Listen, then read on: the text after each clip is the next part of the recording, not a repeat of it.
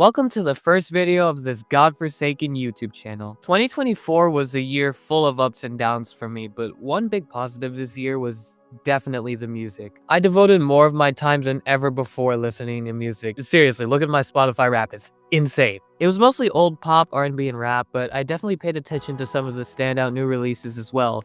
And 2024 was the year where I really became an album guy. I've come across some downright awful albums that had me in disgust and others so bland and mid they could have put me to sleep, but in this video I'll just be focusing on my absolute favorites. But before we get to the main list, I do have some honorable mentions. Honorable mention number 1 goes to We Don't Trust You by Metro Boomin. This album sparked a lot of debate, but I think it's a solid project that delivers enough standout moments to hold its own. Metro leans heavily into his signature dark trap sound, creating an atmosphere that's undeniably him. A solid feature list with Kendrick Lamar absolutely stealing the show on Like That, you know, the verse that ignited the rap war, if you haven't been living under a rock. Future shows up with flashes of brilliance, and there's no shortage of bangers scattered throughout the record.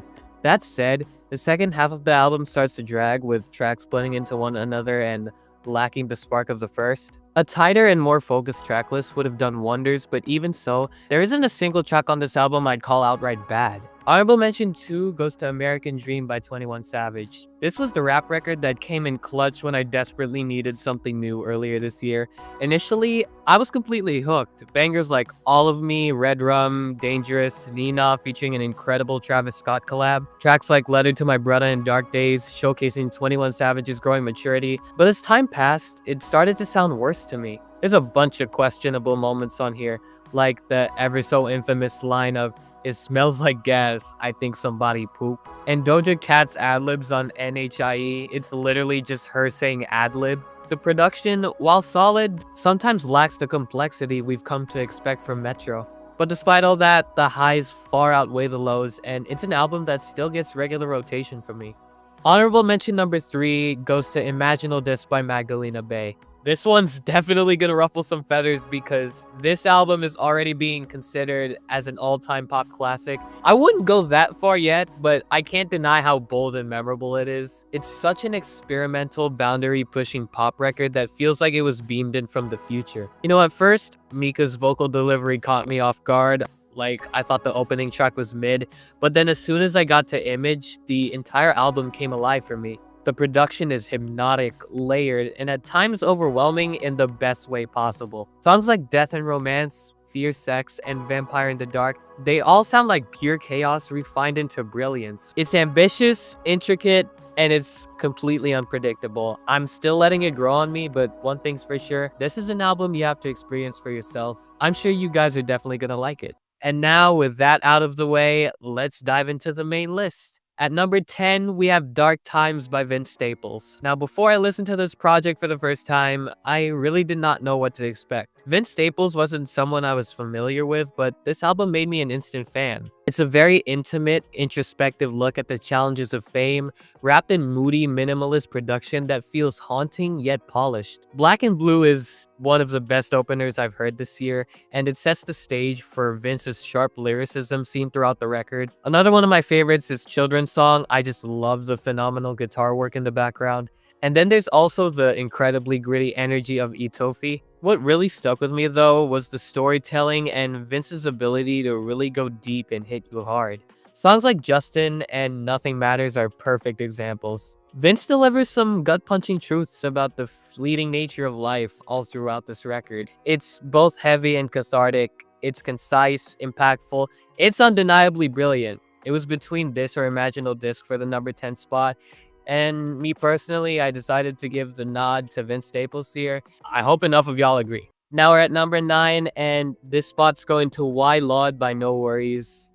It's been 8 years, but Anderson .Paak and Knowledge finally came back together and gave us this album, which is one of, if not the best breakup album of the year. Smooth, very groovy, very cinematic, blending nostalgic soul with modern storytelling. Where I Go featuring her is hypnotic and a personal favorite of mine. The vocal chemistry is off the charts in this song. Every time Paak gets on a track, he's always going to create magic. Daydreaming feels like a breezy escape to a beach sunset. Fall Through is a jazzy gem that brings back the best of that Silk Sonic energy. But one big emotional highlight for me is From Here. That October London falsetto is just gorgeous, and Anderson .Paak is super reflective in the song. Even the interludes and shorter tracks feel essential. It adds to the album's seamless flow. This album feels like one big gigantic song. It's the kind of record you can sink into and relive over and over. No Worries seriously deserves as much love and praise as Silk Sonic does. I'm telling you, those two are an absolute cheat code together. At number 8, yeah, this one's gonna get me some hate, but I got Eternal Sunshine by Ariana Grande. I really don't give a shit what y'all say. I love this album. I feel like this project truly marks a turning point in her career. This is probably Ari's most rich, most personal, most in-depth record yet. I could not escape the intro track flooding my timeline for some reason. Like, how the hell did that get so popular? But I mean, at the same time, I get it. It perfectly sets the tone with the sweeping violins and ethereal vocals. Tracks like Bye and Don't Wanna Break Up Again lean into smooth and late-night R&B vibes. My day one favorite, Supernatural, is just bursting with explosive energy every time I listen to it. The Boy Is Mine is a fun reimagination of the Brandy and Monica classic. The album's emotional core, though, lies in tracks like We Can't Be Friends, I Wish I Hated You, and Imperfect for You. 3 straight all-time vocal performances for Ari, incredibly gut-wrenching as well. I mean, just listen to her on I Wish I Hated You.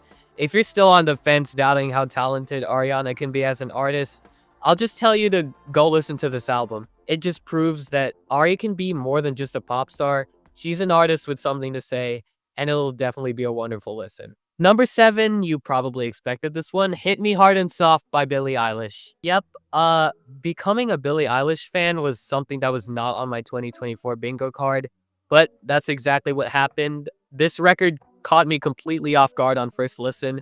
Billie and Phineas take everything we've come to expect from a Billie Eilish record and push it to the absolute limit here. The first time listening to the entirety of Lunch was one hell of an acid trip. It's a very retro-inspired track that blends an infectious groove with eerie undertones, and I literally got that same feeling when I listened to the next track, Chihiro. Birds of a Feather dials up the nostalgia with lush production that feels like a warm embrace. It's the most popular track on this record for good reason. Wildflower builds into a cinematic climax so euphoric, it just gave me chills. And then there's The Greatest, and I just threw any agenda I had against Billie Eilish right in the garbage. The most gut-wrenching lyrics of the entire record, and shout out Billie, she gave a vocal performance for the ages. The production on this album is quite experimental yet controlled, with Phineas flexing his range as a producer. Tracks like L'amour de ma vie shift effortlessly between emotional balladry and Daft Punk-esque grooves. The Diner immerses you in such a surreal, otherworldly soundscape. It's a record that dares to take risks while maintaining its emotional core. In my opinion, it's definitely her best work. Number 6 is where we get to some elite status. I got King of the Mischievous South by Denzel Curry, who is no stranger to delivering high-energy bangers, and he's always been consistent when it comes to projects. For King of the Mischievous South, he decided to switch it up a bit. This album is very unfiltered. Feels like a celebration of everything raw and aggressive about Southern Memphis rap. Right off the bat, you can really tell that he's not here to fuck around. Set It, Hot One, and Black Flag Freestyle do a great job at setting the tone with their relentless energy and razor-sharp flows. Sked comes in with booming bass lines that rattle your soul, and Wishlist balances its catchy hook with slick production that keeps it from feeling repetitive. What really stood out to me is how Denzel maintains variety within the intensity. Every track feels distinct. There's the trippy undertones of Ultra Shit, and then there's the in-your-face aggression of G's Up. Even the deluxe tracks like Act the Damn Fool do a good job at keeping the momentum alive. It adds depth to an already stacked project. It's not a very conceptual project, but it's an unapologetic display of Denzel's mastery, proving he's one of the most versatile rappers in the game. Number 5 is GNX by Kendrick Lamar. When Kendrick dropped GNX on my fucking birthday out of all days, it literally felt like the best birthday present of all time. And what a fucking year for Kendrick Lamar. Like that, Euphoria, 616 in LA, Meet the Grams, Not Like Us, the pop-out concert, and then the cherry on top, GNX. No rollout, no singles, he just woke up and decided to bless us with some bangers. This album is a love letter to West Coast rap with DJ Mustard's greatest hits when it comes to production. It mixes fun and experimentation that feels very true to Kendrick Lamar. Blacked Out Neros is a great way to start the hype. Great fiery verses and layered production that gets you locked in. Tracks like Squabble Up and Hey Now channel classic West Coast bounce. Reincarnated is on some Eminem The Way I Am type shit that had me going crazy. And then I'm pretty sure I shit my pants when I listened to TV Off for the first time. There's a bunch of musical variety on GNX as well, like Dodger Blues slows things down for a more reflective late night vibe. One big standout moment is Luther. Kendrick and SZA's chemistry is just unmatched on that song, and their back and forth on the second verse is a thing of beauty. Even tracks like Peekaboo and GNX, they're very playful, not perfect, but they just go to show how Kendrick is willing to have some fun on this album. This isn't Mr. Morale, this isn't To Pimp a Butterfly, this isn't Damn, but it's an album that celebrates his roots while reminding us why he's truly the greatest of all time. Yeah, that's right, I fucking said it. But it's not my favorite rap album of the year. That goes to number 4, Chromakopia by Tyler, the Creator. You already know, man, when Tyler releases new music, it's an event like no other, and at this stage of his career, you're expecting something awesome, and I'm happy to announce that's exactly what Chromakopia is, but this is a completely new and different version of Tyler. Narrative-wise, Chromakopia is his most personal album yet, but there's still the usual Tyler bangers on there. It's quite the chaotic exploration of self-doubt and creative freedom. It's as messy as it is brilliant. Saint Chroma, very layered, tension-filled opener that builds to a climatic beat drop. It transitions seamlessly into the high-energy Ratata, which transitions into the cinematic masterpiece that is Noid. Then let's skip a few tracks straight to Like Him, strips back the production, offering a deeply vulnerable look into Tyler's insecurities. I think my personal favorite track has to be Thought I Was Dead. It channels pure unhinged chaos with its phenomenal horns and aggressive delivery. But as we all know, Tyler's not afraid to let loose. And we got some wild bangers like Sticky, featuring wild verses from Glorilla, Sexy Red, and Lil Wayne. And probably my least favorite track is Balloon. Yeah, this track is filled with all the bisexual energy you can ask for. That's not the reason I hate that song, okay? I don't know, I just can't get over how goofy that Mario Kart-esque instrumental sounds, and there's a Doechii verse that's interesting to say the least. I love the closer, I Hope You Find Your Way Home. It ties everything together with a heartfelt message about self-discovery and acceptance. So yeah, this album isn't Igor, it's not Flower Boy, but musically it's Tyler, the Creator, at his most creative, fearless, and if you feel it in his voice and the lyrics, he went deep into his own personal life. It was between this or GNX for my favorite rap album of the year, and ultimately, even though Kendrick's my GOAT, I went with Chromakopia. Alright, we're at number 3 now, which goes to Jealous of Cats by Aimyon. I first got into her music thanks to a friend of mine who introduced me to Momentary Sixth Sense, and I immediately became a huge fan. Even if you don't understand Japanese, Aimyon's music is the type of music that transcends language barriers with its raw emotion and masterful storytelling. Jealous of Cats is no different, I'm telling you. It's actually far from her best project, but that just goes to show how good her discography is, because this album is just phenomenal. It takes you on a long, emotional ride through heartbreak, longing, and eventual hope, all while experimenting with a wide range of sounds, from acoustic ballads to pop rock bangers. You'll find a lot of variety on this album. It's probably her most creatively produced project yet. Wish I Could See You But has a special place in my heart because it was the first song I've ever listened to from her. It showcases Aim's ability to make simplicity feel profound. A track like Rhythm 64 pulls from jazz and soft rock, blending genres seamlessly to keep the album fresh. But I think the main highlight of this project, Zarame Zarame I don't know how you pronounce that, what the fuck? Zarame. It really dives deeper into darker emotional territory, with Aim's trembling vocals conveying a concrete sense of pain. And then another favorite of mine is definitely Ainohana. This was the first one of the many singles on this album that really stole my heart. It's a stunningly uplifting track that really feels like a symbol of renewal. There's so many great vocal performances on this record. Aimyon is one of the best, if not the best, J-pop vocalist I've ever listened to. She just carries the weight of this album's emotional highs and lows.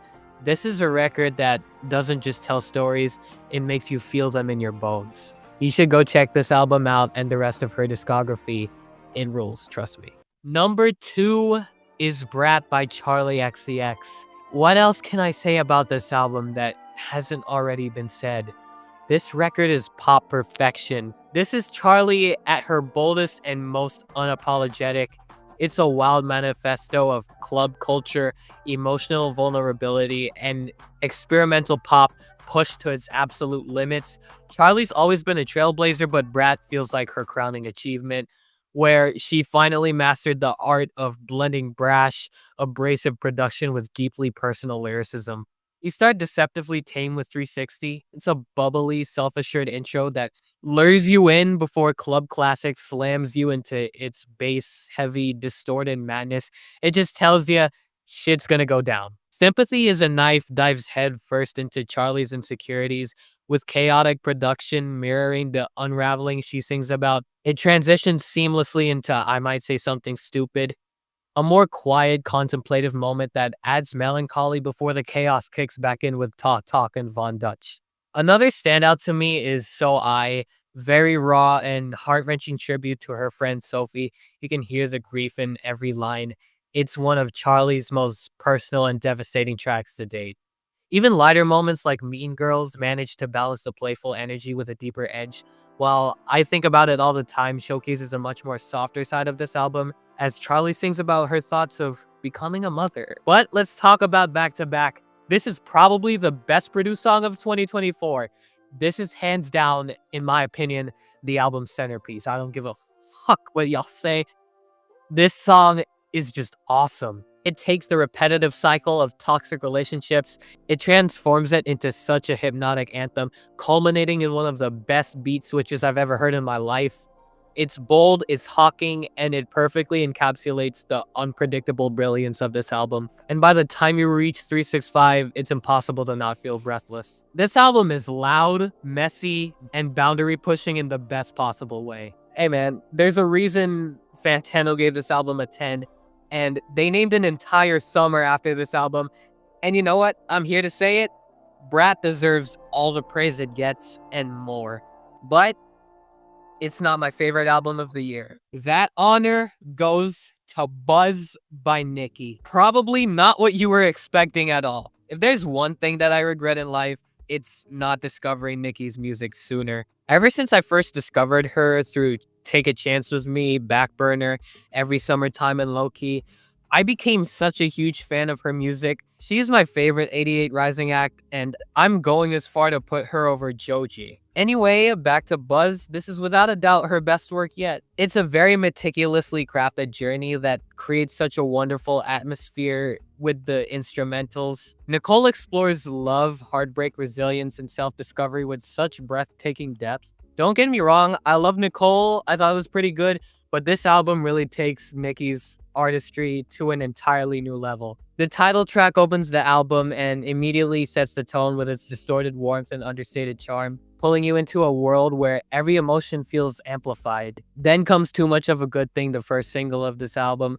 It's a groovy, Beatles-inspired banger about the excitement and danger of falling head over heels. My favorite track on this record, though, might just be Colossal Loss. 2000s pop rock perfection, the biting guitar riffs, and Nicole's unhinged delivery, the pettiness in her voice. Look at these fucking lyrics, okay? It just all creates one of her most cathartic tracks yet. And that pettiness goes into focus. Jesus Christ, I'm deadass about to talk about every single song on this record. Okay, let me chill. Did You Like Her in the Morning is one of her best written songs of all time, straight up. The album's emotional core really shines on tracks like Magnets, where Nicole's vocals build to a stunning crescendo with an amazing climax.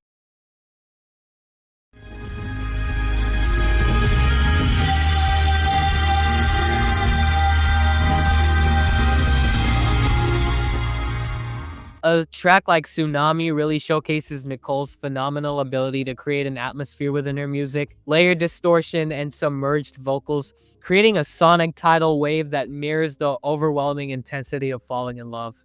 Blue Moon sees Nicole reflect on the mistakes and regrets of a past relationship while pleading for mutual accountability. And then there's the phenomenal run of Paths to Nothing Can, which closed the album on quite a triumphant yet introspective note. The biggest highlight of that run, without a doubt, Heirloom Pain is just fucking beautiful. Nicki blends pop, rock, R&B, and folk influences so effortlessly. It's probably my favorite sonic masterpiece of the year. I vibed, I memorized almost every lyric, I've stared at the ceiling at 3 a.m. with Buzz playing in the background.